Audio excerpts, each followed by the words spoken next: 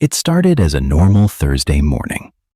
The kind where the air was still, the lawn sprinklers were just finishing their early cycle, and the mail truck had not yet made its way around the cul-de-sac. Clara Mitchell walked out her front door, holding a small ceramic flower pot in both hands. It was light blue, chipped at the bottom, and had belonged to her grandmother. Inside it was a marigold plant, bright yellow, vibrant, freshly purchased from the farmer's market the day before. Clara placed the pot at the corner of her front porch, just beside the steps that led down to the concrete walkway. She stood back, took a breath, and admired how something so small could bring life to the otherwise beige trim of her HOA-controlled home. Clara lived in Rosewood Pines, a gated community managed by the Rosewood Homeowners Association. It was the kind of neighborhood with strict covenants, neatly edged lawns, identical mailboxes, and a long history of enforcing the rulebook to the letter. The HOA board was composed of 5 long-term residents, most of whom had lived in Rosewood since its development 15 years prior. Among them was Brian Latham, the current HOA president, known for his sharp part in meetings, his commitment to the rulebook, and his deep disdain for anything deemed non-conforming. That morning, Clara didn't think twice about the flower pot. She wasn't trying to make a statement or break any rule. She just wanted to add a small touch of color to the porch. But at 4:12 p.m. that afternoon, she received an email from the HOA board. The subject line read, "Violation notification, unauthorized decorative item." The body of the message explained that per Section 6.2 of the HOA guidelines, only pre-approved exterior decor was permitted, and any item placed outside without submission to the board constituted a violation. Clara's flower pot, according to them, was unapproved. The email also included a fine, $1,000, payable within 30 days. Clara reread it 3 times before she closed her laptop. At first, she assumed it was a mistake. Then she thought it might be a warning. Only when she opened the attached photo, taken by the HOA's compliance officer, and saw her flower pot circled in red, did she understand the seriousness. She called the HOA office, hoping to speak to someone reasonable. The phone rang 7 times before an answering machine picked up. She left a calm message requesting a callback. None came. The next morning, she sent an email to the HOA board requesting clarification. Within an hour, she received an automated reply stating that all inquiries must be submitted via the official violation dispute form available on the HOA's website. Clara filled out the form, included a photo of the pot, and a short explanation. She noted that it was not blocking any pathways, not affixed permanently to any structure, and was placed for decorative purposes. She submitted it and waited. 3 days passed, then a week. On the 8th day, she received a letter in the mail. It was printed on heavy stock paper, with the HOA's logo in the top corner. It read, "Dispute denied." The letter explained that Clara's submission did not meet the conditions for reversal. The board had reviewed the case and determined that the item constituted a violation, regardless of its location or intent. The fine of $1,000 remained due. Clara felt a surge of frustration. It wasn't about the money. It was about the absurdity. A flower pot. $1,000. No hearing, no explanation, no conversation. She began documenting everything. She printed the emails. She took photos of her yard, her neighbors' yards, and their decorative items, many of which had never been approved but had never resulted in fines. Bird feeders, welcome mats, seasonal wreaths, garden gnomes. She created a folder on her computer labeled Rosewood HOA Case. That weekend, Clara visited her neighbor, a retired civil rights attorney named Linda Reyes. Linda listened as Clara explained what happened. She didn't interrupt. She didn't rush. When Clara finished, Linda stood up, walked to a small file cabinet, and pulled out a red folder. Inside were papers from a similar incident. Different homeowner, same HOA, 5 years earlier. Linda handed it to Clara and said, "This has happened before." Clara spent the next 2 weeks gathering more information. She attended the monthly HOA meeting, not to speak, but to observe. She sat in the back row and listened as Brian Latham read from the agenda. Each item was handled with precision. Rule enforcement was swift, questions were minimal, and any form of public disagreement was frowned upon. At the end of the meeting, Clara approached Brian and introduced herself. He nodded, but didn't shake her hand. She asked about the flower pot, about the fine, about the process. Brian referred her to the HOA's legal counsel and walked away. That night, Clara went home and started writing. She drafted a letter, not an email, but a formal, certified letter, addressed to the HOA board, their legal counsel, and the management company overseeing Rosewood. In it, she outlined the events, cited sections of the HOA's own bylaws, referenced state statutes regarding HOA enforcement, and included photos of her neighbor's unapproved decorations. She demanded a reversal of the fine and a formal apology. 2 weeks passed, no response. On the 15th day, she received a letter, not from the HOA, but from a law firm representing them. It stated that Clara's violations stood, that the HOA was within its rights, and that failure to pay the fine would result in further action, including additional penalty legal proceedings. Clara took the letter to Linda Reyes. Together, they drafted a formal response contesting the violation on legal grounds. They cited selective enforcement, lack of transparency, and violation of procedural rights guaranteed under the state's HOA Act. Clara also filed a complaint with the state's Department of Consumer Affairs, providing all documentation. Within a month, Clara received a letter from the department confirming they were opening an investigation into the Rosewood Pines HOA. She also received a notice from the HOA escalating the fine to $1,500, citing failure to comply. Linda recommended legal action. Clara agreed. They filed a lawsuit in county court against the HOA, naming the board members individually and collectively. The suit alleged discriminatory enforcement, abuse of authority, and violation of due process. When the HOA was served, panic spread across the board. Meetings were called, statements were drafted. An emergency vote was held to determine whether to offer Clara a settlement. Clara refused. She didn't want money. She wanted accountability. The court date was set. As the news spread through Rosewood, neighbors began to rally. Some shared their own stories. One had been fined for a porch swing, another for planting lavender. Many had paid quietly, afraid to challenge the board. On the day of the hearing, Clara arrived with Linda and a box of evidence. The HOA arrived with a legal team and binders of documentation. The judge listened patiently. Clara's argument was clear, detailed, and suppressive. Nothing just to board members that stating needs. The team detect the side. The days following the court decision brought a strange calm over Rosewood Pines. The same streets that once felt tightly wound under the pressure of HOA rules now carried a different air. Clara noticed it during her morning walks. Neighbors who used to nod quickly or look away now stopped to talk. They asked how she managed it. Some shared their own frustrations with the system. Others simply said, "Thank you." Clara had no illusions that one case would change everything, but it was a start. She began collecting testimonials from others in the neighborhood who had dealt with unfair treatment. She organized them into a folder, labeling each one by category: excessive fines, selective enforcement, unclear guidelines. The stories were different, but the tone was always the same. People felt powerless, unheard, forced into silence by bureaucracy wrapped in neighborhood niceties. She started speaking at HOA meetings regularly, not with anger, but with precision. She brought printed charts, documented timelines, comparative photos. Her presence forced the board to engage more directly. The new president, a soft-spoken man named David Grant, approached her after a meeting and thanked her for her efforts. He admitted that the previous board had become insulated, more concerned with control than community.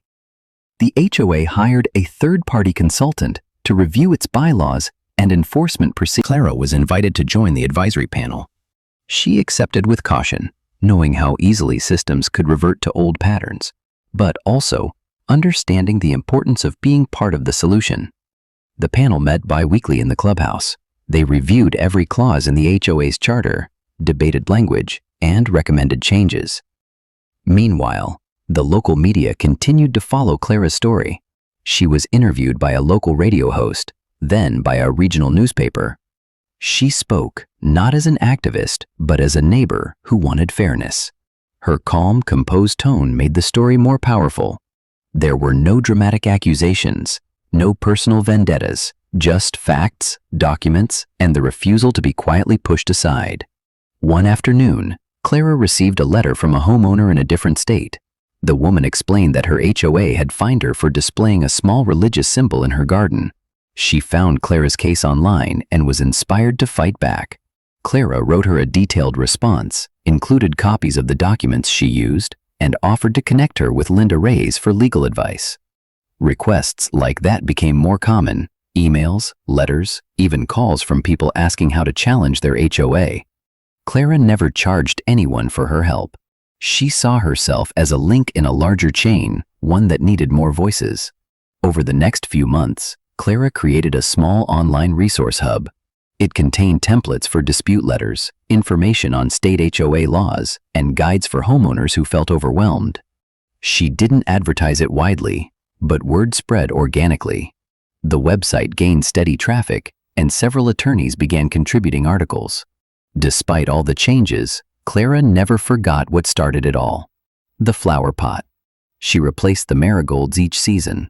Spring brought tulips, summer brought petunias, autumn brought chrysanthemums. Each bloom marked another step forward. During the following year's HOA elections, a surprising thing happened. Several homeowners who had never participated before submitted their names as candidates. They cited transparency, fairness, and representation as their goals. Clara didn't run, but moderated a community Q&A night for the candidates. It was well attended. People asked questions about enforcement, finances, and communication. The board shifted again, this time to a more balanced group. At the end of the year, Clara stood on her porch, holding a new flower pot in her hands. It was deep green, glazed with a soft shine, and larger than the first. She placed it next to the original pot, which still held flowers, still sat undisturbed. Together, they represented more than decoration. They were reminders of what persistence could do. As winter came, Clara turned her attention to a new project. She began writing a guidebook based on her experience. Not a legal manual, but a human one. How to deal with unfairness, how to stay calm under pressure, how to organize facts and turn emotion into action. The writing gave her a sense of clarity. She titled it Quiet Power. In Rosewood Pines, things continued to shift. New policies allowed for more homeowner input before rule changes. A mediation process was introduced before fines were issued.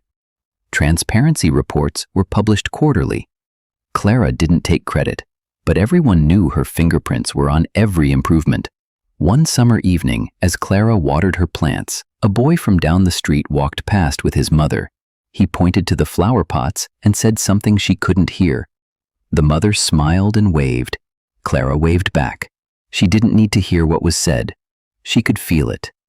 By the second anniversary of the lawsuit, Clara's story had been referenced in multiple HOA reform discussions across the state. Local officials began using her case as an example when reviewing homeowner rights legislation. She testified once, at a public hearing, answering questions about process and fairness. She stayed professional, composed, and focused. Linda Reyes continued practicing law, though she took fewer cases. She and Clara remained close, often meeting on Clara's porch to talk about progress, challenges, and what came next. One evening, Linda mentioned the idea of forming a small coalition, a network of homeowners and advocates who could support others facing similar battles. Clara agreed. Together, they outlined the first steps. The coalition began with 5 members. Within 3 months, it had 20. Within a year, over 100. They met online, shared templates, offered advice, and discussed policy changes. The group wasn't loud or aggressive. It was detailed, persistent, and careful. It modeled itself after Clara's own approach. Years passed. The flower pots remained. The neighborhood changed. People moved in and out. The rules evolved. The culture softened. The board rotated. Clara never missed a meeting. She didn't speak every time, but her presence mattered. It reminded everyone what had happened, what had been overcome, and what could return if they weren't careful. And through it all, she remained grounded. Not in outrage, but in resolve. Not in conflict, but in clarity. The story wasn't just about a flower pot. It was about a line. A simple, almost invisible line between authority and overreach, between silence and voice, between rule and reason. Clara had walked that line and refused to step back. One evening, Clara received an email from a city council member in a nearby district. The message explained that a growing number of residents had been submitting complaints about overbearing HOAs, and that her story had caught the attention of local lawmakers. The council was forming a committee to review HOA conduct standards across the city, and invited Clara to speak. She replied the same night and accepted. When the committee hearing took place 2 weeks later, Clara sat across from 5 council members in a modest city building. She carried a single folder of documents and wore a navy blue blazer. Her tone was steady. She did not speak about revenge or anger. She focused on the gap between policy and people. She explained how unclear rules, lack of accountability, and selective enforcement had created a culture of fear. She showed photos of fines, timelines of unaddressed complaints, and examples of similar cases in other communities. The committee thanked her and asked questions for nearly an hour. They wanted to know how the system could be improved without stripping HOAs of the ability to function. Clara answered carefully. She emphasized balance, transparency, and oversight. She suggested mandatory training for board members and a state-run ombudsman to mediate disputes. Afterward, several attendees approached her in the hallway. Some were HOA board members from other neighborhoods. Others were homeowners who had quietly endured similar experiences. Clara shook hands, took notes, and promised to share her resources. The event marked a turning point. Soon after, the city introduced a proposal to create an HOA accountability office. It would operate independently, offering homeowners a place to submit complaints and seek mediation. The proposal passed with minimal opposition. Clara's name was not in the bill, but her work had shaped every paragraph. In the months that followed, Clara began speaking at homeowner rights workshops. She traveled occasionally to nearby cities giving quiet presentations. She avoided headlines but welcomed conversations. At every session, she repeated the same message. Understand your rights. Document everything. Remain calm. Seek help. Challenge unfairness with facts, not fury. Back in Rosewood Pines, the HOA continued to evolve. A revised rulebook was issued. It was shorter, clearer, and written in everyday language.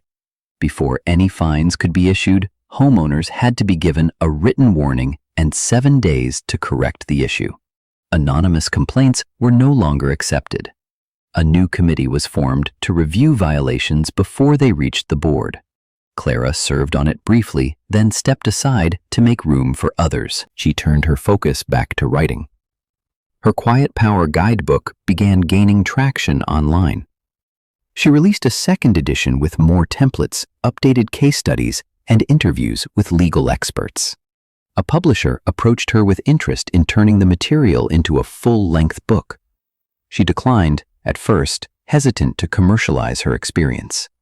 But after discussing it with Linda, she agreed to a limited-run print version with all proceeds going to homeowner education programs.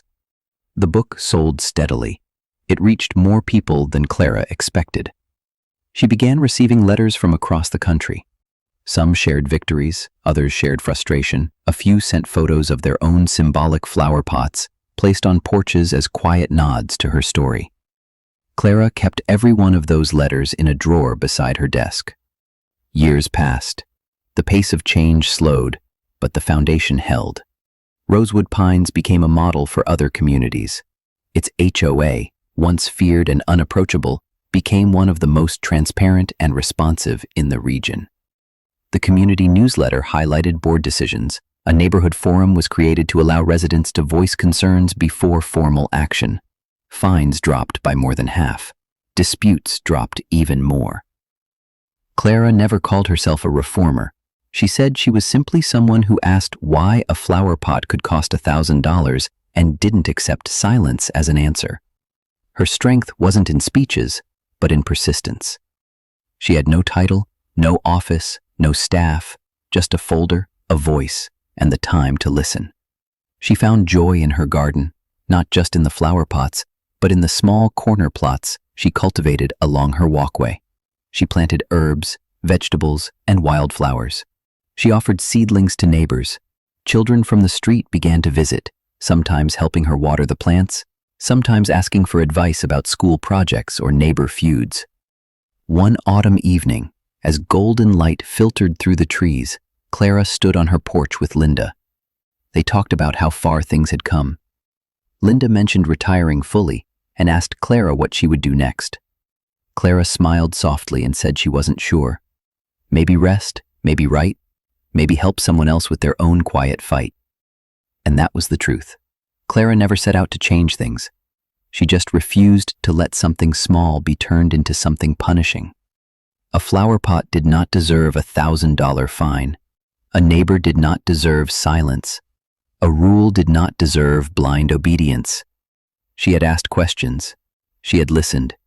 She had stood her ground. And now, long after the court case had ended, long after the news cameras had moved on, long after the last copy of her book was mailed, Clara still kept her porch exactly the same.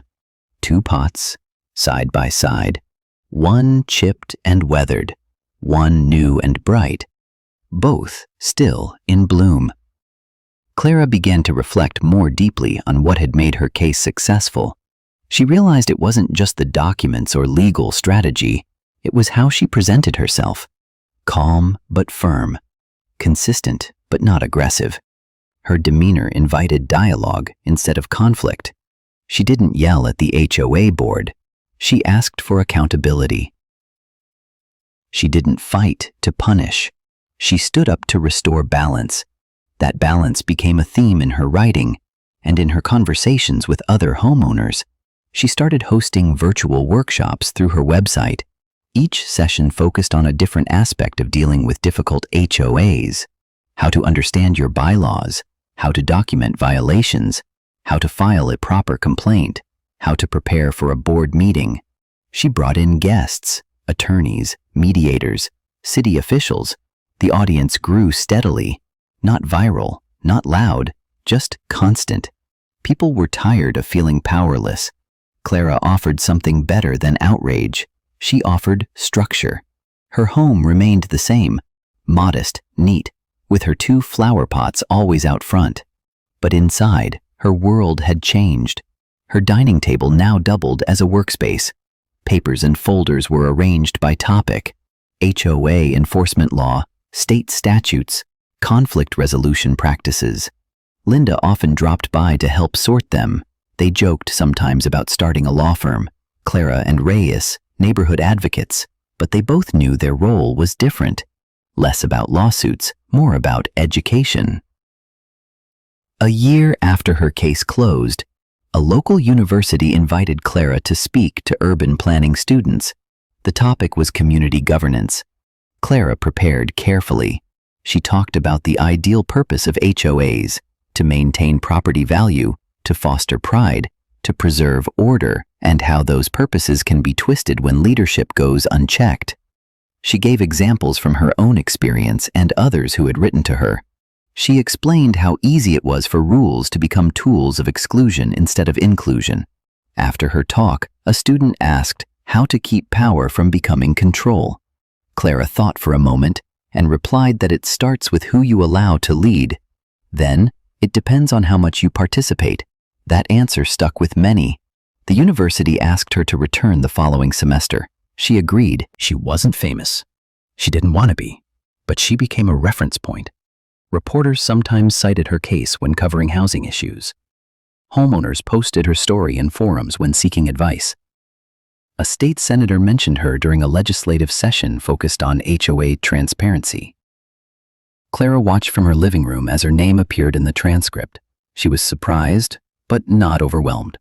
It wasn't about recognition. It was about ripple effects. Back in Rosewood Pines, a new generation of homeowners began moving in. Younger families, retirees from out of state, people unfamiliar with the community's past. Clara welcomed them when she could. Sometimes with a basket of herbs, sometimes with a few sentences of advice. She didn't tell them her story unless they asked. Most didn't, and that was okay. The point was that they no longer had to live under the shadow of fear. HOA board meetings changed too. Attendance increased, discussions became more respectful, transparency reports were reviewed instead of ignored, policies were debated before being passed, fines decreased again. Clara was still present, often sitting in the back, quietly observing, knowing the power of presence. She spoke only when something needed clarity or when someone asked for help. Minda eventually did retire. They had a small celebration in Clara's backyard. Just a few friends, a table of food, and stories told at sunset. Clara toasted her friend's service and dedication. Linda toasted Clara's unwillingness to disappear. They laughed. No speeches, just truth. Afterward, they sat beside the flower pots, the same spot where the story had started, now surrounded by more greenery, more life. Clara's second book was nearly complete. It focused on stories of others she had helped, not grand victories, but small wins. A homeowner who avoided a fine, another who got a hearing rescheduled, a woman in another state who got a discriminatory policy reversed. Clara wrote about their challenges, their efforts, their outcomes. The book was titled The Long Driveway, a metaphor for the personal journey every homeowner takes when facing unfair systems. She included a chapter on what she called the power of paper. The idea that documentation, clarity, and sequence could protect people from being overwhelmed. She encouraged readers to write things down. Save emails, print notices, take photos, keep timelines. Not for drama, but for defense. The book was picked up by a small press that specialized in practical guides. Reviews were modest but appreciative. Her words were reaching the right people. When a National Homeowners Summit invited Clara to join a panel, she hesitated. It was far, it would be recorded, and the audience would be large. But she went. She sat beside lawyers, legislators, and real estate professionals. When her turn came to speak, she simply told her story. From the flower pot to the court case, from silence to standing. Her voice didn't rise, her tone didn't sharpen. She was calm, certain. Her panel received a standing ovation. That night, in her hotel room, she thought about the journey, not the events, but the decision to begin. That moment when she had first refused to pay the fine, the email she wrote, the photos she took, the visit to Linda's home. Those steps were quiet, unremarkable, but they were the beginning of everything.